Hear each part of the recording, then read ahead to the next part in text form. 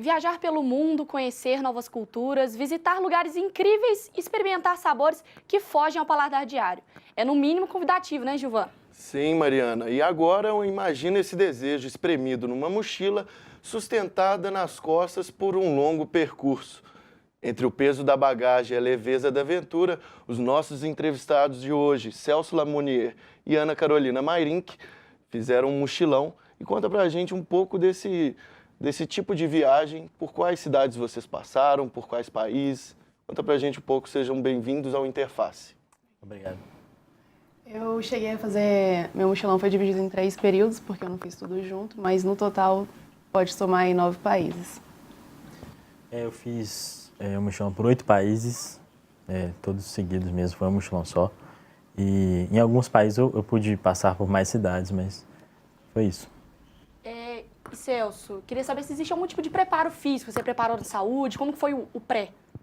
Então, eu fui com 5 amigos e a gente teve essa preocupação, sim, de tentar melhorar o preparo físico para viajar, porque a gente ia ter que andar muito com mochila pesada nas costas, mas acaba que a correria do dia a dia dificulta um pouco.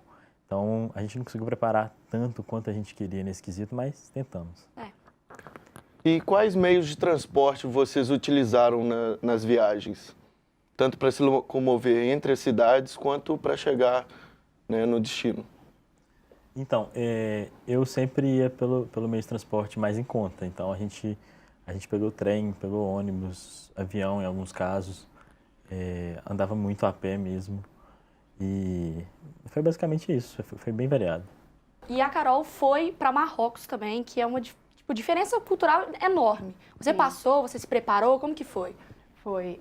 Eu fiquei com muito medo, porque é um país com uma cultura totalmente diferente, são árabes e tudo, e tem uma cultura muito machista. E eu fiquei com medo porque eu fui no verão e eu queria usar short, queria usar uma coisa mais tranquila, porque iria estar muito calmo. Meio brasileira, né? E aí eu perguntei a uma amiga que já tinha ido sobre como que seria usar shorts, usar uma coisa mais que não é da cultura deles, porque as mulheres lá sempre usam burca e tudo. E aí ela me falou que é tranquilo porque eu não faço parte da cultura deles. Então eu sou uma mulher, mas eu sou uma mulher que não faz parte daquela sociedade em si.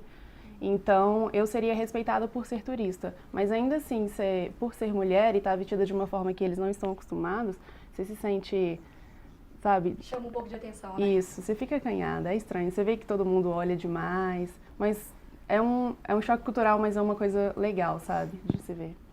E por que vocês escolheram esse tipo de viagem? O que ele tem de diferente nos pacotes oferecidos por agências de turismo, por exemplo? Eu acho que é muito diferente você fazer uma viagem onde você tem uma liberdade muito grande, você pode acabar mudando algum destino de última hora. Você passa alguns perrengues que eu acho que ainda não é mais legal de você aprender, de você ganhar uma vivência com isso. Então, é bem diferente de uma viagem planejada. Celso, você tem alguma história interessante para contar? Você também, Carol? Olha, muitas histórias, porque a gente passou bastante tempo viajando, mas falando um pouco sobre o choque cultural, é muito comum no leste europeu pouca gente falar inglês. Então, em alguns casos, por exemplo, eu fui num restaurante que era perto do lugar onde eu estava hospedado e lá não tinha ninguém que falava inglês. E as letras eram muito diferentes, porque eu estava em Budapeste e as letras não tem nada a ver o idioma com o português, nem com o inglês. Então, era muito difícil da gente fazer um pedido. E eu sei que, com certeza, eles devem ter passado por muita aventura. O que vocês trouxeram de mais importante, assim, na bagagem dessa viagem? As diferenças. Você cresce muito, brasileira tem uma coisa muito louca de pensar que a gente é muito... Nossa, somos bem baixos, né? Somos uma cultura muito ruim, tudo. Igual eu fui em Marrocos. É muito diferente, é muito mais pobre do que a gente vê aqui no Brasil e reclama. A cidade em si, quando eu estava em Marrakech, a cidade tem um cheiro característico muito ruim por causa da falta de higiene mesmo. O trânsito, a galera pensa naquele trânsito da Índia todo bagunçado. Em Marrocos não é muito diferente. Então é uma coisa muito louca de se ver. E você cresce com aquilo, porque você vê que somos uma população geral, assim, do mundo, mas em cada canto tem uma particularidade, assim, que faz aquele país ser o que ele é, sabe? E fazer parte de uma cultura, mesmo que por um tempo de um mochilão, é muito interessante, porque você vê o que tem de diferente, você absorve aquilo e vê as coisas de uma outra forma. É muito legal. E em alguns países, é sempre muito bom a gente conhecer culturas novas, inclusive países desenvolvidos como Alemanha, Holanda, etc. Mas até neles a gente vê que o Brasil tem muita coisa boa. Eu acho que na Europa inteira o atendimento, por exemplo, é muito inferior ao do Brasil, porque você tem que meio que implorar a atenção do garçom. Em muitos lugares não aceitam cartão, não aceitam dividir conta na mesa, sempre querem dinheiro trocadinho.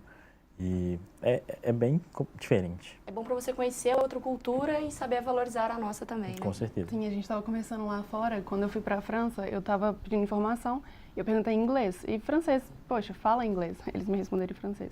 E aí eu estava falando com o Celso, poxa, a gente brasileiro é um povo tão receptivo, e aí chega num lugar a gente espera aquela receptividade também.